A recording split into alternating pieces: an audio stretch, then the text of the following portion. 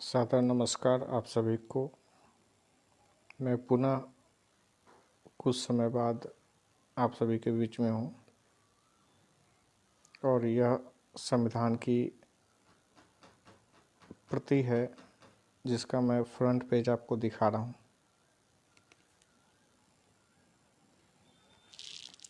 चलिए मैं अब सीधे आपके बीच में आता हूँ और अपनी बातों से मैं आपको अवगत कराता हूँ।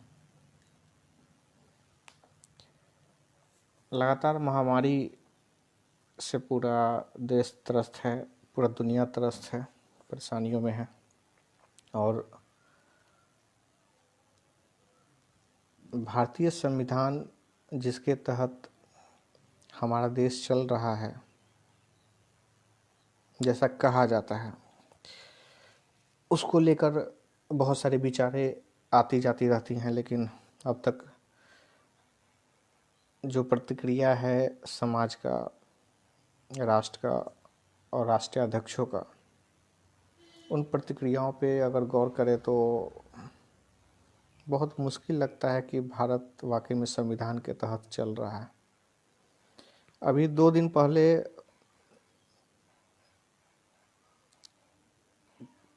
इरफान खान की मृत्यु हो गई और कल ऋषि कपूर। मैंने एक पोस्ट भी किया था, कुछ लोग ने पोस्ट पहले भी किया था तो मैं उसको शेयर भी किया था। इरफान खान की एक बहुत अच्छी मूवी थी मदारी। उस फिल्म में जिस तरीके से गृह मंत्री का रोल निभाते हुए एक शख्स ने कहा था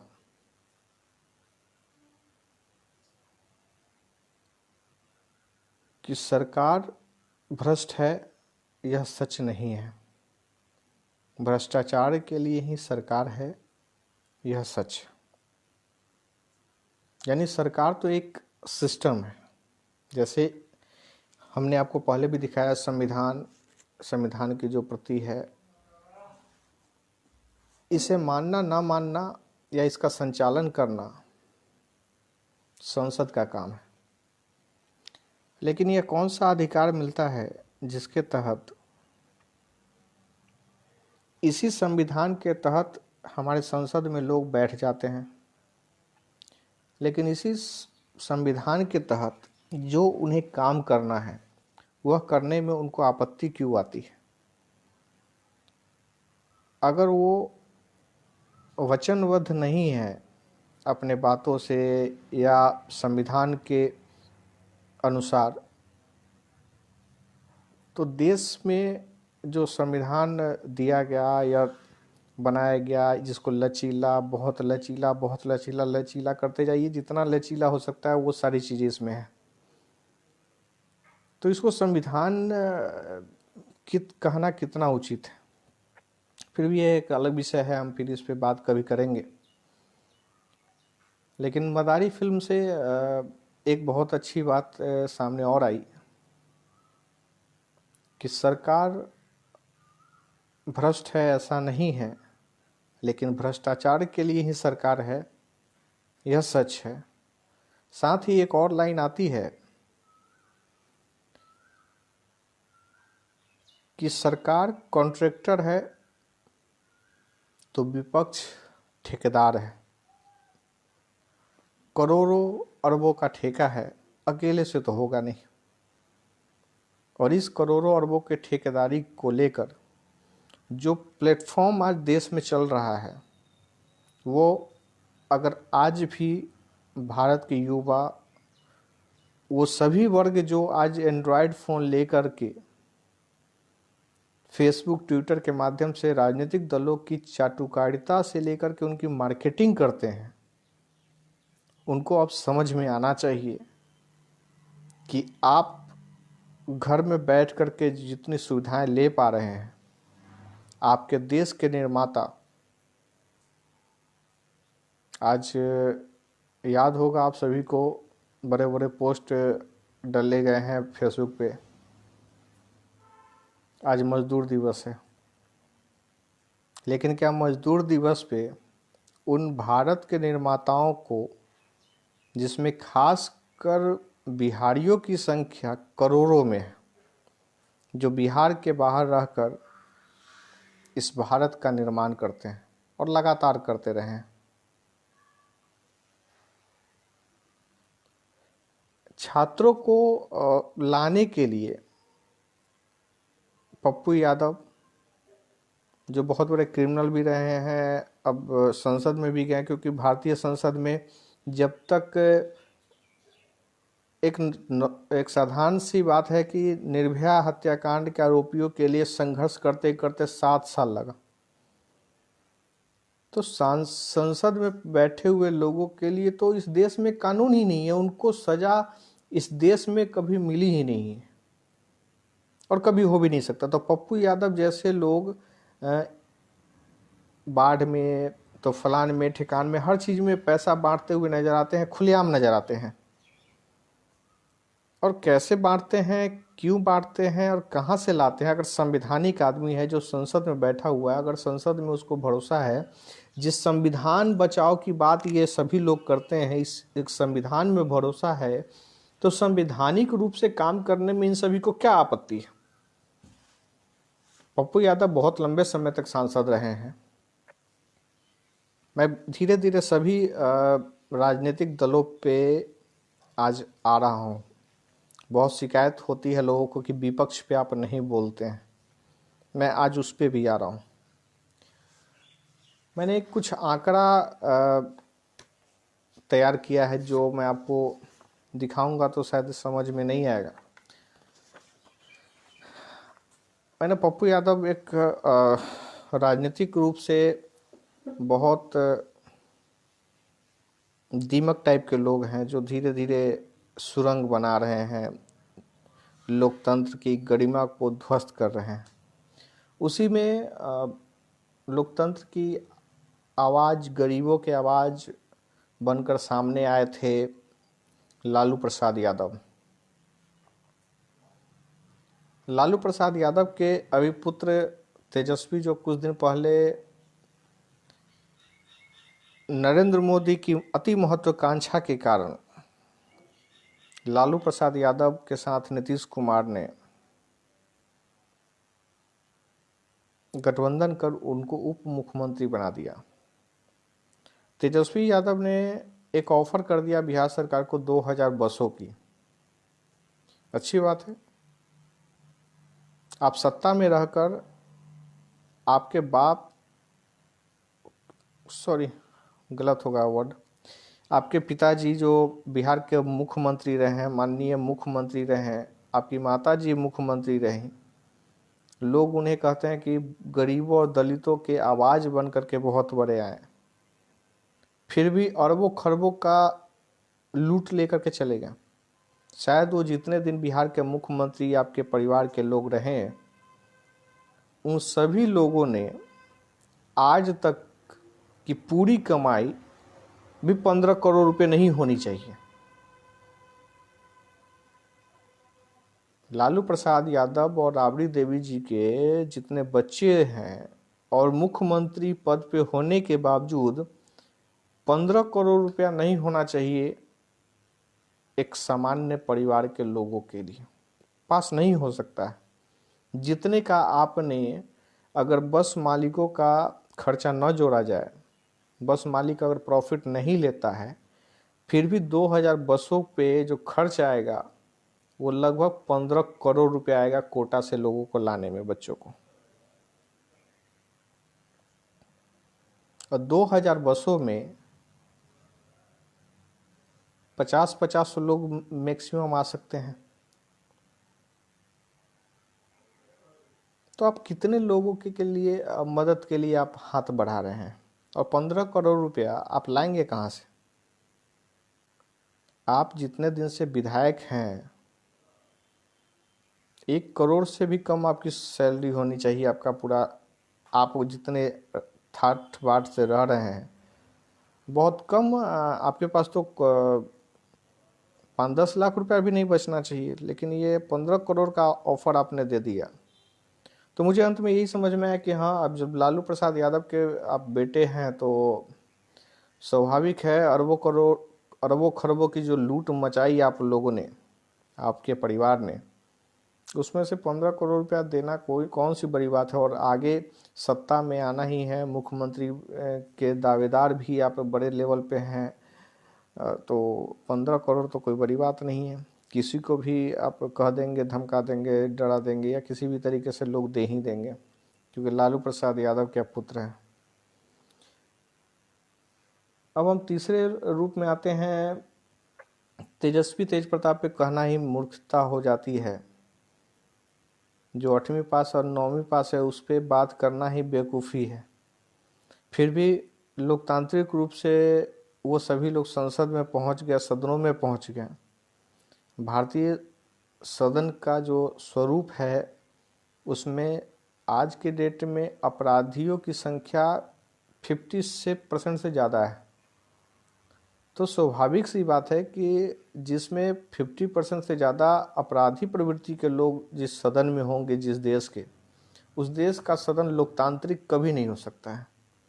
भले ही संविधान में आपने लोकतंत्र और लोकतांत्रिक व्यवस्थाओं की चर्चा कर दी, जब केंद्र सरकार ही लोकतांत्रिक नहीं है तो आगे क्या कहा जाए। फिर मैं नरेंद्र मोदी, अमित शाह सभी पे आऊँगा। फिलहाल उपेंद्र कुशवाहा हैं, सुशील मोदी हैं, ये बहुत आराम से नीतीश कुमार के चट्टे बट्टे बनकर पिछले 25-30 सालों से राजनीति में किसी न किसी प्रकार से सक्रिय हैं और ख्वाब दिन रात मुख्यमंत्री बनने का सब कुछ देखते हैं। कितना अच्छा बिहार आप लोगों ने मिलकर के बनाया है। लालू प्रसाद, नीतीश कुमार, सुशील मोदी एक बहुत बड़े महारथी हैं जिनका मैं चर्चा आगे विशेष करूंगा, सिर्फ नाम यहाँ ले रहा हूँ। दलितों के मसीहा अंबेडकर के बाद कहे जाते हैं, उनकी पूजा होने लगी है आजकल। रामविलास पासवान, जिन्होंने सैकड़ों दलित और पिछड़े परिवारों को के घरों का दिया बुझा करके अपने घर में एक चिराग जला लिया। बस वो खुश हैं कि चिराग जल गया, लेकिन उन्होंने कभी यह नहीं सोचा कि जिस बात के लिए उन्हें सुविधाएं दी गई है उन्होंने क्या क्या। अदरवाइज मैं रामविलास पे विशेष चर्चा ही करूंगा इसमें। सुशील मोदी, उपेंद्र कुशवाहा मोटे तौर पे नीतीश कुमार के दाहिने और बाएं बाजू बन करके हमेशा रहे हैं। धीरे धीरे महत्वाकांक्षा बढ़ी और नीतीश जी को छोड़ करके नरेंद्र मोदी की शरण में भी गए उपेंद्र जी, लेकिन रास नहीं आया, क्योंकि घोटाला और कमाने की जो प्रवृत्ति है या अपने चेहरे को चमकाने की प्रवृत्ति है, उसमें ये लोग कुआं थे और समुद्र में चले गए कि समुद्र का साथ होगा तो मैं भी बड़ा प्लेटफॉर्म बन जाऊंगा।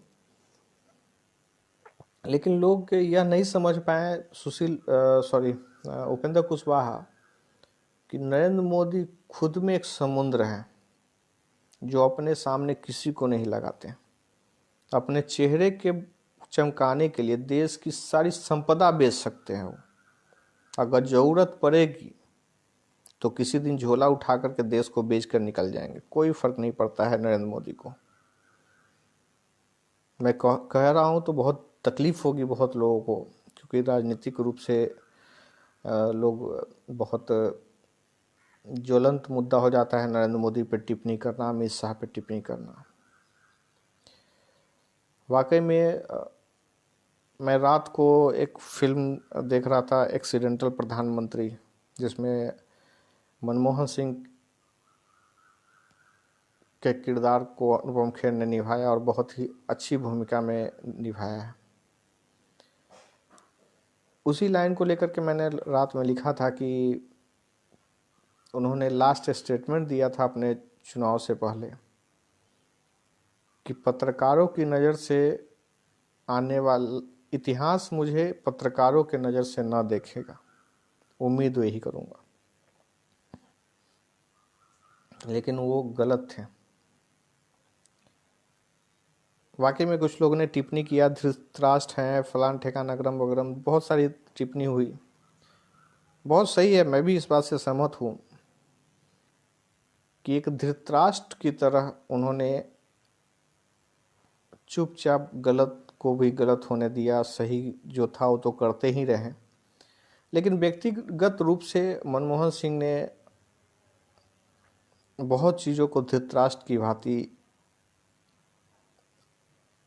अंधापन होने का नाटक किया, जो बहुत ही दुखदायी रहा, और जिसका परिणाम यही रहा कि मनमोहन सिंह की छवि को धूमिल करने में नरेंद्र मोदी जैसे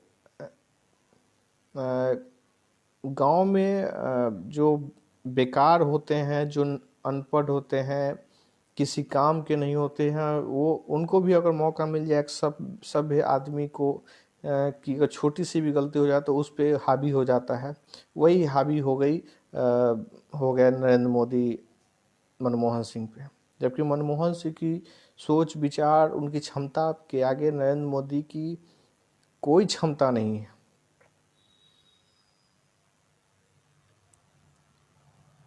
कितना गुजरात को उन्होंने डेवलप किया वो तो आज भी नज़र आ रहा होगा। फिर भी हम बिहार की परिप्रेक्ष्य में ज़्यादा चर्चा करें तो ज़्यादा अच्छा है। बिहार विधानसभा चुनाव आना है और चुनाव को लेकर के बहुत सारी रणनीति जो चल रही है बिहार के प्रति, वही है मजदूर दिवस है। बेसिकली पत्रकार का जो धर्म होता है वो सत्ताधारियों से ही सवाल करना या उनको मार्गदर्शित करना या उन पे टिप्पणी करते रहना, ताकि उनकी कमियों को बताने से वो उस चीज़ को मजबूत कर सके। लेकिन अब क्योंकि सोशल मीडिया का दुनिया है और एक राजनीतिक भक्ति का दौर चल रहा है, तो उस परिस्थिति में अगर हम विपक्ष से भी अगर उम्मीद नहीं करते हैं, उनसे सवाल नहीं करते हैं, तो लोगों को परेशानी होने लगती है कि क्यों नहीं विपक्ष से पूछते। वाकई एक बदलाव की ज़रूरत इस देश को अब महसूस हो रही है बहुत तेज़ी से। और विपक्ष में जो सबसे बड़े लीडर के रूप में देखे जाते थे अटल बिहारी वाजपेयी के बाद पूरे देश स्तर में, देश का नेतृत्वकर्ता के रूप में, वह थे नीतीश कुमार, जो मनमोहन सिंह के एगेंस्ट में आकर एक विशेष रूप से वो अपनी एक राजनीति और देश का नेतृत्व करने की क्षमता थी। लेकिन नीतीश कुमार की छवि इतनी स्मूथली खराब कर दी गई कि नीतीश कुमार अब इस बिहार जैसे राज्य के मुख्यमंत्री लायक भी नहीं बचे हैं। लोगों के बीच में ऐसी छवि बना दी गई नीतीश कुमार की।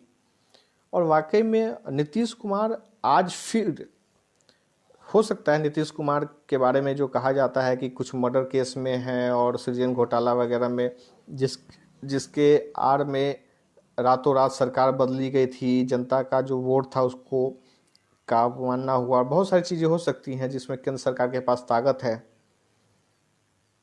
तो मेरा एक मानना है कि अगर धृतराष्ट्र के रूप में मनमोहन सिंह थे, तो आज वाकई में धृतराष्ट्र के रूप में नीतीश कुमार सत्ता के लिए या अपने जीवन के लिए, अगर नीतीश कुमार आज मोह भंग अगर उनका होता भी होगा कि नहीं मुझे राजनीति छोड़ देनी है इस क्रूर सिस्टम से, तो नरेंद्र मोदी जैसे लोग जिनकी छवि बिहार में बहुत ज़्यादा प्रभावित नहीं कर पाई राज्यों के चुनाव में, तो नीतीश कुमार को जाने नहीं देंगे।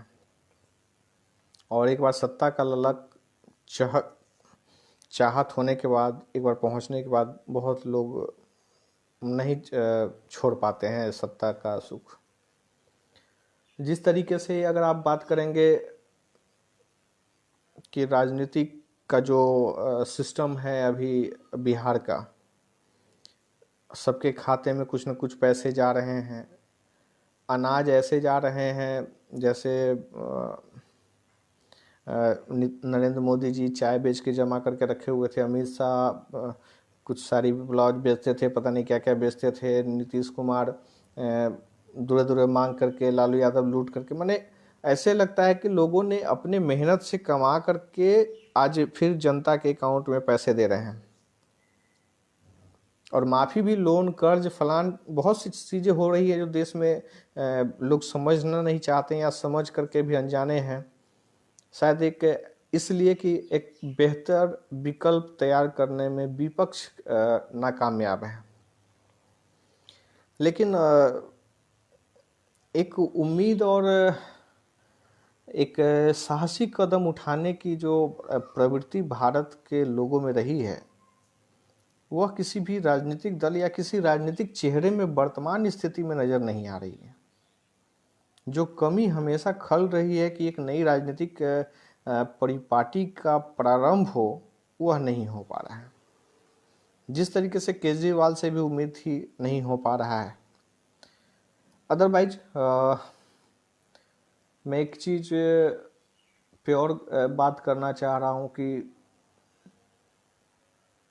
राजनीति करिए, लेकिन भारत के निर्माता जो बिहारी हैं, उनको हर एक राज्य के मुख्यमंत्री की जिम्मेवारी होनी चाहिए कि उन सभी लोगों को, वो जहाँ भी हैं, समुचित तरीके से उनके रहने, खाने, पीने एवं सारी व्यवस्था फुल प्रूफ होनी चाहिए। आप याद रखना, भारत के मैं तमाम मुख्यमंत्री से कहना चाहता हूँ, एवं कि प्रधानमंत्री, गृह मंत्री नरेंद्र मोदी तक सुन लें कि आप जिस पद पे बैठे हैं उसके लिए बिहारियों ने मेहनत किया है। आज देश के प्रमुख शहर का निर्माता बिहारी हैं, जो अपने बच्चों को पढ़ाने के लिए अपने घर के धूर धूर जमीन बेच करके बच्चों को वहां तक भेजा है, जहां पे अरबोपति और खरबोपति आप लोगों को बनाया है। जिस नोएडा में बैठ करके एक बड़ा एसेट चलाते हैं यूपी के मुख्यमंत्री, वो पहले भी हैं और आज भी, उन सब में अगर देख लिया जाए तो 40% तक बिहारी हैं और बिहारियों का ही योगदान है। 40% यूपी के भी निर्माण में। दिल्ली, बॉम्बे, गुजरात, ऐसे सारे जगहों पे आप जाएंगे तो एवन 40% के आसपास रेशियो में हम लोग उनको, उनका निर्माण किया है। इसलिए किया है कि हम भारत हैं। जिस बिहार को आप समझ रहे हैं छोटा सा, उस बिहार ने समर्पण भाव से, अपने पैतृक भावना से कि मैं इस देश का निर्माता हूँ, उन्होंने निर्माण किया है अपने बच्चों के लिए, अपने समाज के लिए। बिहार हमेशा से आगे बढ़ कर के अपनी भूमिका तय किया है, निभाया है, राजनीतिक रूप से हो, सामाजिक रूप से हो, या किसी भी स्तर पे हो। एक एक पिता की भूमिका जो होती है हमेशा, उस रूप में बिहार ने, बिहारियों ने मिलकर के पूरे दुनिया को, पूरे भारत को बनाने का काम किया। आज जो लाने के लिए छात्रों को आप बेचैन हैं,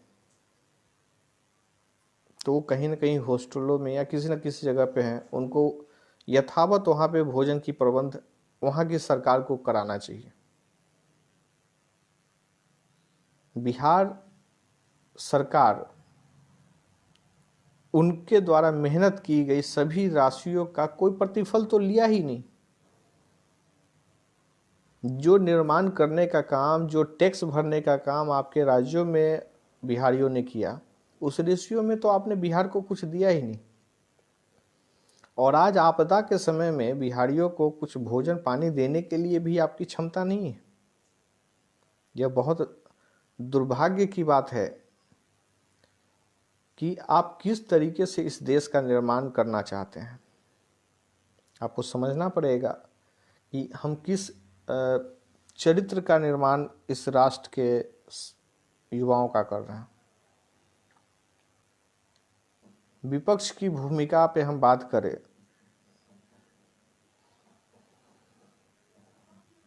तो मुझे लगता है कि पिछले 30 सालों में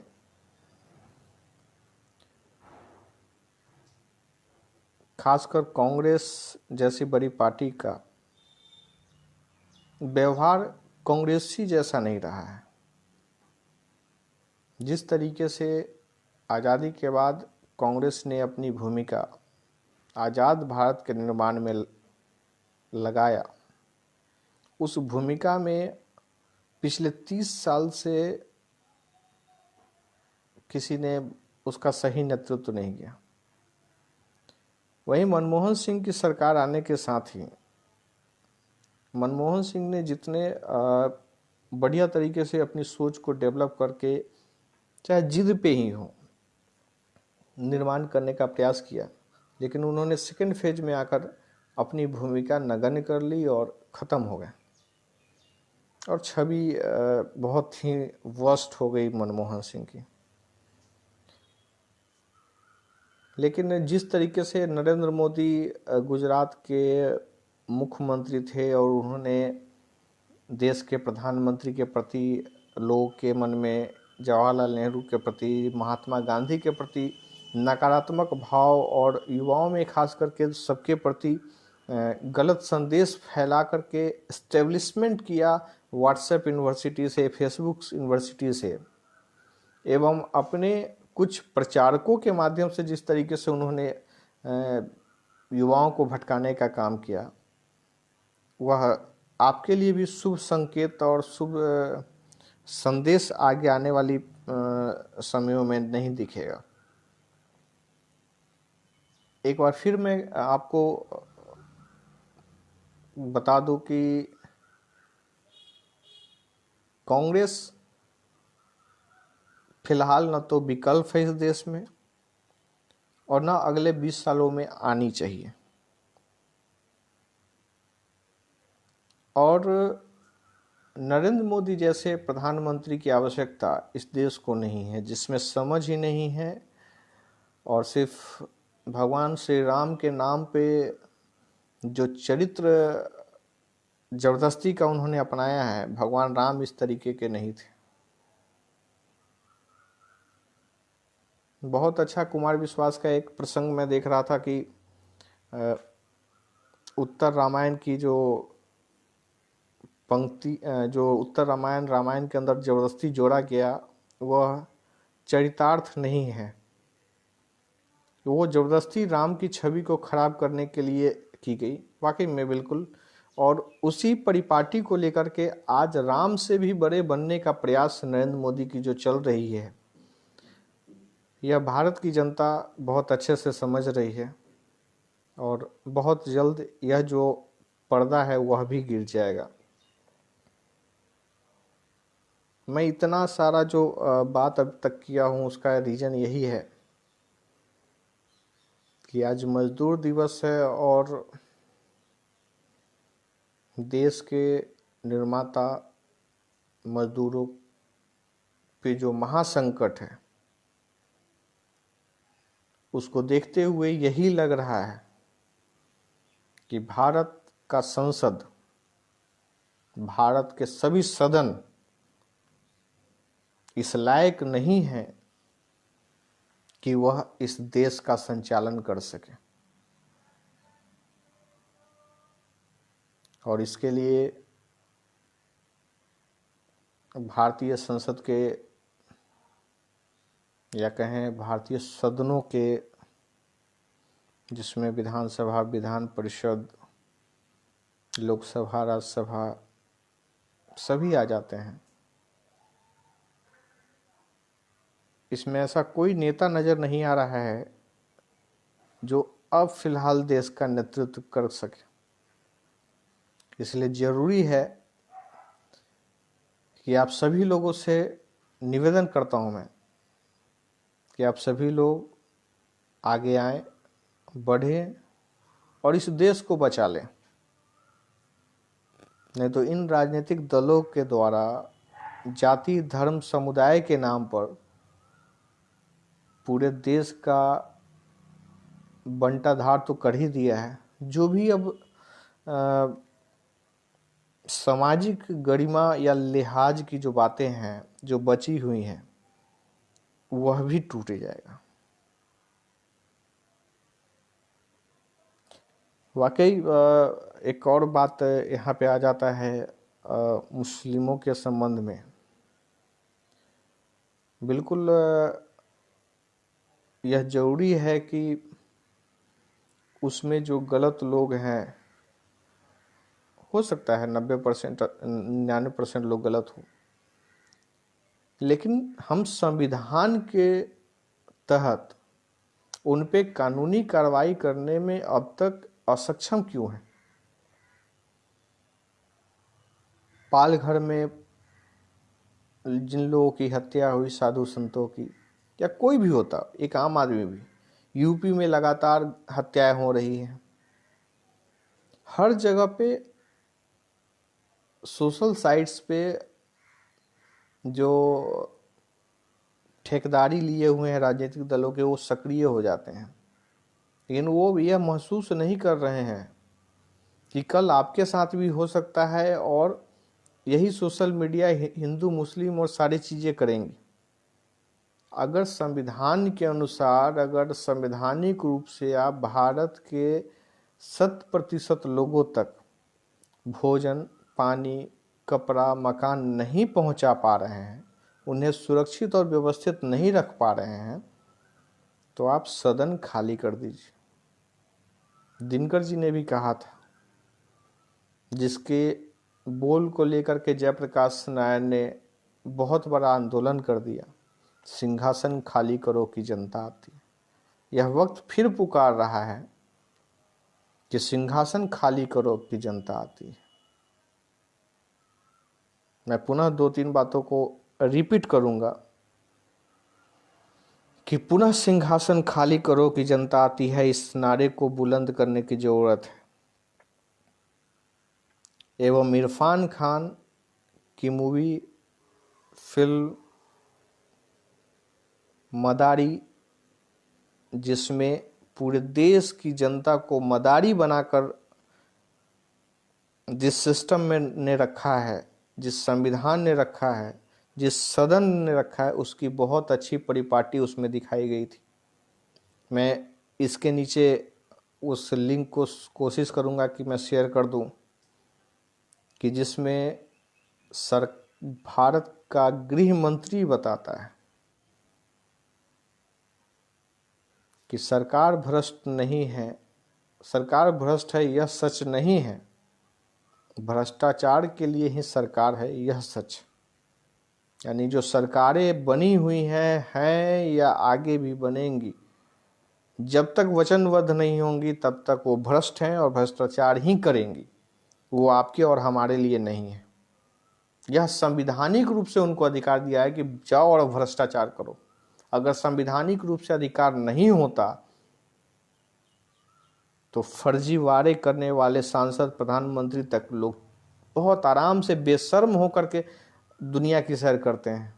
लोग यहाँ से भाग करके चले जाते हैं और आम आदमी यहाँ पीस रहा है और वो रुपए माफ़ी हो जा रही है। लेकिन कुछ चंद रुपए से हमारे देश के मजदूरों को, खास करके बिहारियों को, उनको रहने खाने की व्यवस्थाएं नहीं हो पा रही हैं।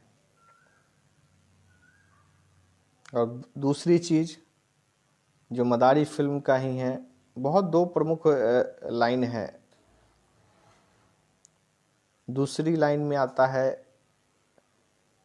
कि सत्ताधारी दल कॉन्ट्रैक्टर है तो विपक्ष ठेकेदार है, करोड़ों अरबों का ठेका है, अकेले से नहीं चलेगा। तो वाकई में नरेंद्र मोदी हो या राहुल गांधी हो, अमित शाह हो या सोनिया गांधी हो, लालू यादव हो या नीतीश कुमार हो, या तेजस्वी हो, तेज प्रताप हो, उपेंद्र हो, या सुशील मोदी हो, पप्पू यादव हो, नित्यानंद राय हो,